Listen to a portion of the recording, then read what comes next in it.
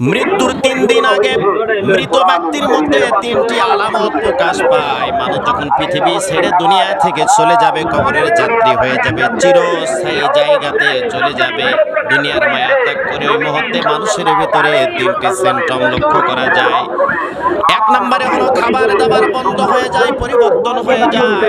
আগে কত খাবার খেত, অনেক খাবার খেত, মুখে অনেক রুচি ছিল, কিন্তু দেখা যায় মৃত্যুর আগ মুহূর্তে এসে মানুষটা যখন বুঝতে পারে আমি আর দুনিয়াতে বেঁচে থাকবো না, আস্তে আস্তে করে তার খাবারটা সংকীর্ণ হয়ে আসে। 2 নম্বরে মানুষের কথার ভিতরে ভিন্নতা দেখা যায়।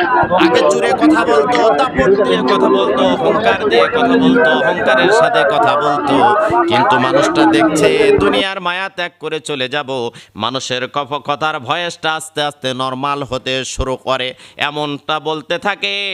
যদি মা মারা যায় তাহলে বলে বাবা